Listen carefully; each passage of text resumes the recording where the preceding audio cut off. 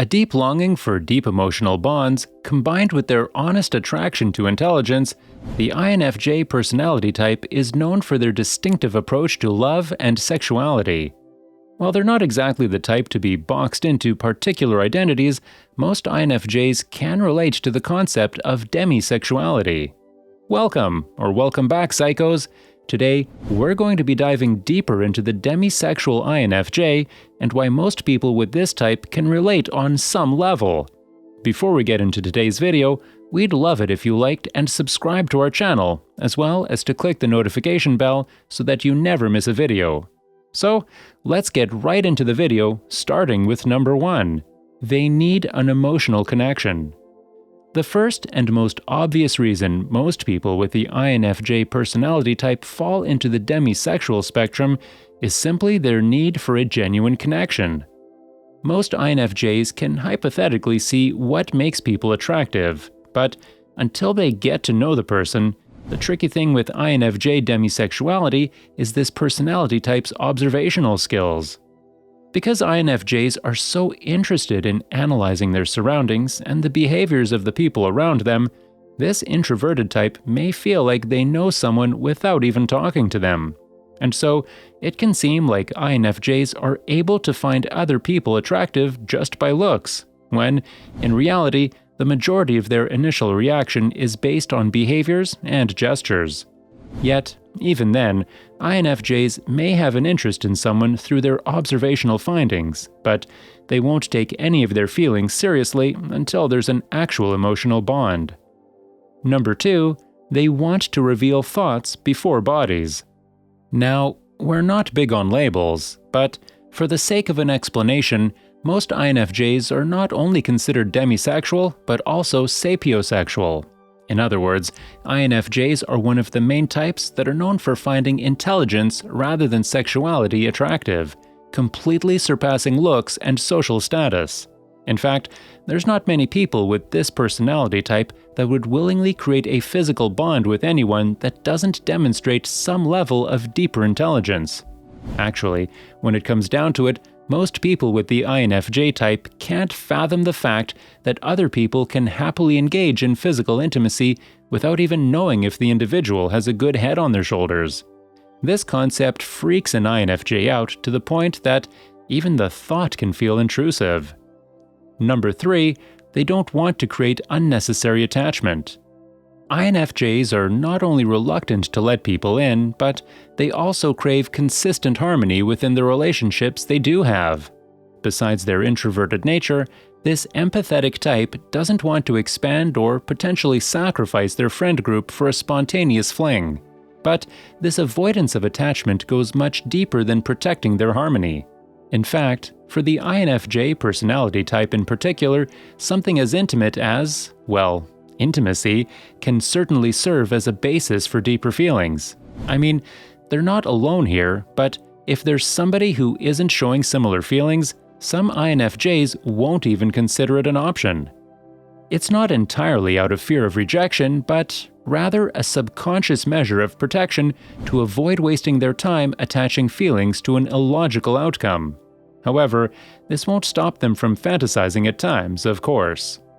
Number 4, they're extremely private people. Technically, the term demisexuality means there must be an emotional bond before any physical attraction is present at all. So, when it comes to the INFJ who, despite being keen listeners, tend to be not such good sharers, creating that emotional bond isn't always as easy as they'd hoped. They have difficulty opening up to new people and much rather be the brain picker than have their brain picked when first testing the waters. In fact, like most introverts that are so familiar with their inward focus, sharing outwardly in any aspect is only fun when you already feel comfortable. Luckily for the INFJ, this wall-building tendency isn't usually noticeable to other people, but internally, it sings loud and clear. All in all, until they can lift that long-held veil of privacy, they aren't able to take their own perceptions on attraction seriously. Number 5, they're weary of overconfidence. Nobody wants to feel vulnerable, but when it comes to new attractions and potential partners, vulnerability plays a key role. In fact, vulnerability and insecurities are one of the beauties of a new sexual connection or fling. It just wouldn't have the same magic to it without it. But without a proper emotional connection first in place, vulnerability can come with a whole host of negative emotions, for most people that is, because when it comes to people who mindlessly utilize their sexual essence, vulnerability and trust have very little to do with the process. In fact, these people are so used to the game that they have this incredible confidence about it.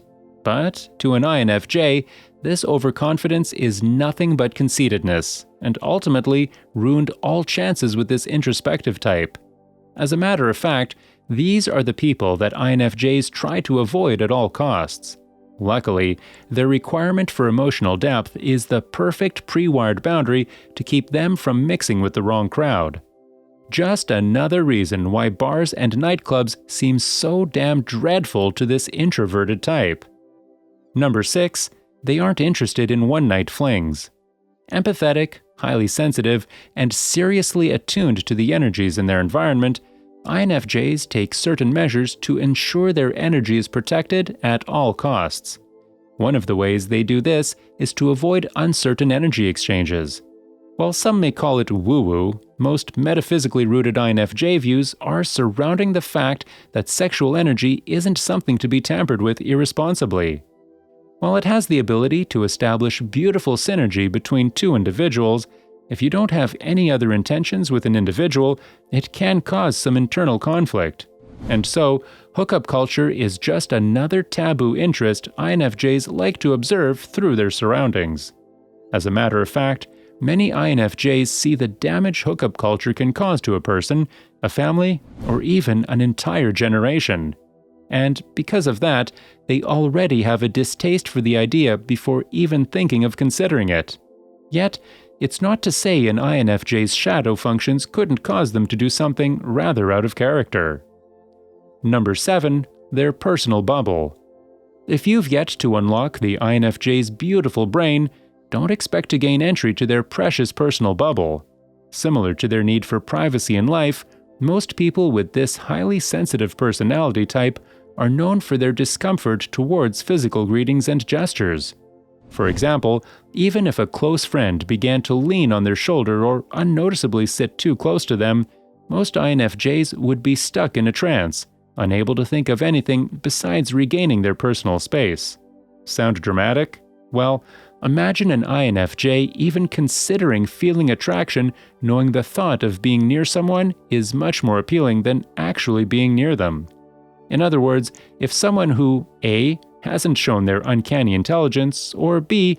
hasn't been witnessed doing an incredibly nice deed for a stranger, decides to do anything other than open the door for an INFJ, you can be sure they'll be on high alert. Number 8. They need time to think things over. INFJs don't make decisions fast, but when they make them, they've considered 99% of future outcomes and are absolutely sure of what they want to do. Rooted in their dominant introverted intuitive function, this analytical type doesn't like surprises or fast decision-making because so much goes into their conclusions. Well, this ties right into the way the INFJ deciphers their attraction to someone. Like we said, they can certainly notice the eye-catching features of individuals, but that only goes so far. Are physical attributes really enough to conclude attraction? How are the people acting around that person? What type of clothes were they wearing and how often did they smile? But what if they like watching sports? Could I handle a sports watcher long term? Oh gosh, or what if they have kids? I bet they do have a kid or two. Could I be a step-parent? Or what if they don't have kids or want kids?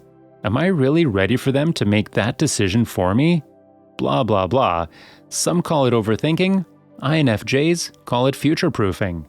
At the end of the day, the INFJ thought process is an interesting place, one that makes conclusive attraction quite complex, to say the least. Alrighty, psychos, that's it for today. So, do you think you could be demisexual as an INFJ? Let us know which reasons you relate to most in the comments below. Also, make sure to leave us a like, share this video with your friends, and also subscribe to our channel so that you never miss a video.